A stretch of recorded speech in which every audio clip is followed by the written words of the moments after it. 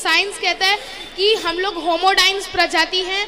जब हमको इवोल्यूशन चाहिए, हम लोग को जब स्ट्रक्चर चेंज चाहिए हमारी बॉडी में, जब हम लोग को अपने हिसाब से चाहिए, जब हम लोग को चेंजेस चाहिए, तो बंदर जो बंदर आजकल बंदर बन के रह गए और हम लोग इंसान बन गए।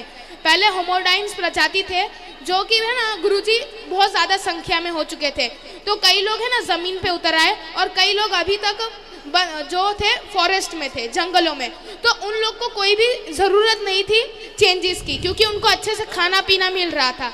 और जो कई होमोडाइन्स थे जिनको खाने की कमी हो रही थी, वो लोग निकल पड़े ज़मीन की तरफ। तो जब वो ज़मीन की तरफ निकले तो उनके अंदर चेंजेस आने लगे, वो खेती करने लगे, तो धीमे धीमे उनका स्ट्रक्चर चेंज होने लगा।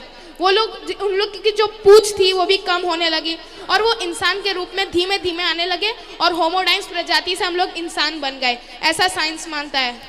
साइंस भी मान ही तो रहा है, है ना। साइंस भी कहता है कि होमोडाइन्स जो है वह धीरे धीरे बंदर से मनुष्य हो गया। कोई प्रूफ है साइंस के पास? ऐसे डीएनए स्ट्रक्चर्स और ये सब, हाँ, कोई प्रूफ नहीं है। वो बातें कर रहे हैं, उनके पास कोई लिखित में साक्ष्य नहीं है, कोई गुरुजी प्रमाण नहीं। रामायण में जो बानर सेना थी वो भी इंसानों की तरह थोड़ा था। बंदर सेना थी, लेकिन बंदर सेना में मनुष्य भी थे, राम। उस जमाने के बंदर भी थे, पर बंदरों के बीच में ऐसा नहीं कि मनुष्य थे ही नहीं। आपने ठीक कहा कि बंदर सेना थी, पर बंदरों के बीच में राम जी तो थे। राम तो मनुष्य थे, विप्रधनुसुर संतहित लीन मनोज अवतार। राम जी तो मनुष्य थे, तो मनुष्य थे तब ना बंदर साथ दिए। हाँ। तो मनुष्य तो बेटा ऋषियों की संतान है। तो विज्ञान की बातें विज्ञान ही काट रहा है, उसकी थ्योरी को उसकी थ्योरी से ही काट रहा है। लेकिन हमारे वेद पुराण जैसा कह गए हैं उसे आज तक किसी ने नहीं काटा, इसलिए उनके बयान बदल रहे हैं, हमारे बयान नहीं बदलते। तो जो सत्य होता है वो नहीं बदलता। सो गुरुजी, हम लोग पहले बंदर थे, इसके बाद हम लोग ऋषि मुनि से हुए कि ना? हम नेचुरल प्रकृति सबसे पहले हमारे यहाँ उस दिन का प्रमाण है जिस दिन से सृष्टि स्टार्ट हुई, सृष्टि का स्ट्रक्चर तैयार हुआ। सबसे पहले भगवान नारायण की नाभि से कमल उत्पन्न हुआ, फिर ब्रह्मा जी प्रकट हुए, ब्रह्मा जी से मनु और शत्रुपा हुए। मनु की संतान है हम, इसलिए हमें मनुष्य कहते हैं। मनु की 3 बेटियां आकुति, देवहूति, प्रसूति हुई, प्रियव्रत, उत्तानपाद। फिर इनके विवाह होते चले गए ब्रह्मा जी के अन्य पुत्रों से, और वो संतान उनकी, अब जैसे करदम जी की संतान हुई, उनकी बेटियां हुई 9। वो 9 ऋषियों को ब्याही गई, जैसे अनुसुईया माँ विवाही गई अत्रि जी को, वशिष्ठ जी को विवाही गई अरुंधति माँ। तो वशिष्ठ गोत्र किसी का है? आप में से कितने लोग हैं जिनका गोत्र वशिष्ठ है? ये वशिष्ठ ऋषि की संतान है। मेरा गोत्र सांडिल्य है, मैं सांडिल्य ऋषि की संतान हूँ। आपका गोत्र क्या है? वत्स। वत्स, आप वत्स नाम के ऋषि हुए हैं, उनकी संतान है। हम भारतीयों के पास गोत्र है। क्यों गोत्र है? क्योंकि हम लिखित में चलते हैं। हमारे यहाँ देखिए आज 2022 चल रहा है, हाँ गुरुजी, ठीक है, पर हम लोग सन को नहीं मानते, संवत को मानते हैं। तो हमारा संवत तो आज 70 पार कर गया और 2022 में दुनिया है। तो लोगों के पास प्रमाण नहीं है उनकी बातें सिद्ध करने के लिए। यहाँ तक कि साइंस के पास भी मोहनजोदड़ो, हड़प्पा संस्कृति से प्राचीन कोई इतिहास नहीं है। वो सिद्ध किस आधार पर करेंगे किसी चीज़ को, है ना। और इंसान से इंसान ही होता है, बंदर से बंदर ही होता है ना।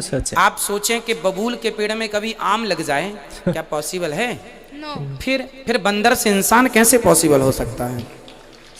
जो वनवासी में लोग थे जो बात कर सकते थे, वो लोग कहाँ गए? आज भी हैं। छत्तीसगढ़ के जंगल में चले जाइए, आज भी वहाँ पर बिना कपड़ों के रहने वाले लोग, जंगली लोग आपको आज भी मिल जाएंगे, धनुष बाण चलाने वाले। थैंक यू गुरुजी, मेरे प्रश्न का आपने वो सॉल्व कर दिया। कुरान और इस्लाम का क्या कहना है डार्विन्स थ्योरी के बारे में? और डार्विन्स थ्योरी हम जानते हैं कि डार्विन्स थ्योरी में लिखा हुआ है कि हम इंसान बंदरों से आए, और कुरान शरीफ में तो ये लिखा नहीं। कुरान शरीफ में लिखा हुआ है कि हम आदम और हव्वा से पैदा हुए। आप कोई भी किताब पढ़ेंगे सब में लिखा हुआ है थ्योरी ऑफ एवोल्यूशन। कोई भी किताब में ये नहीं लिख रहा फैक्ट ऑफ एवोल्यूशन, मतलब ये थियरी है, ये उनकी थियरी है, हकीकत नहीं है। अगर आप चार्ल्स डार्विन की किताब पढ़ेंगे जिसका नाम है ओरिजिन ऑफ स्पीशीज, उसके अंदर चार्ल्स डार्विन एक शिप में जाते हैं, HMS बीगल, एक आइलैंड पे जाते हैं जिसका नाम है कैलट्रॉपिस, और वहां देखते हैं कि परिंदे अपनी चोंच मार रहे हैं होल के अंदर। और जैसा डेप्थ होल का है उसी तरीके से उनके जो चोंच है वो छोटी और बड़ी हो जाती। तो इसको देख के वो अपनी थ्योरी प्रपोन करते हैं नेचुरल सिलेक्शन की। और चार्ल्स डार्विन खुद जानते थे कि इसके अंदर भी बहुत सी गलतियां थी, इसीलिए उन्होंने खत लिखा थॉमस थॉम्पकिन को कि मेरे पास पूरा सबूत नहीं है कि इंसान बंदर से बने, लेकिन क्योंकि मुझे समझाने में आसान होता है एम्ब्रियोलॉजी में, रूडिमेंट्री ऑर्गन्स में, मॉर्फोलॉजी में, इसीलिए मैं कह रहा हूं। और हमें स्कूल में भी पढ़ाया जाता है थियोरी ऑफ एवोल्यूशन, फैक्ट नहीं। और हम लोग स्कूल में जोक करते थे, अगर किसी को भी आपको इंसल्ट करने का है तो हम कहते थे अगर तुम डार्विन के टाइम पे होते थे तो डार्विन की थ्योरी साबित हो जाती थी, मतलब तुम बंदर जैसा दिखते हो। आज जो भी कह रहा है कि हम बंदर से बनाए गए, ये बिल्कुल गलत साबित हो चुका है।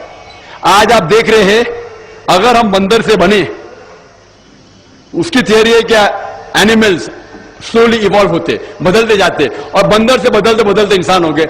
आज कहीं भी दुनिया पे आप देखते कोई भी शख्स जो बंदर आदमी के बीच में दिखते, किधर भी, अमेरिका में जाओ, इंग्लैंड में जाओ, किधर भी जाओ, सारी दुनिया में कोई भी आदमी बीच में नजर है आपको?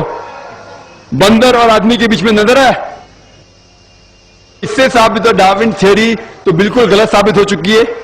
और कई साइंटिस्ट लोग ने, एल्बर्ट ग्रेगरी, फ्रैंक सैलिसबरी, बहुत से साइंटिस्ट लोगों ने उस टाइम ही कह दिया था कि डार्विन थ्योरी गलत है।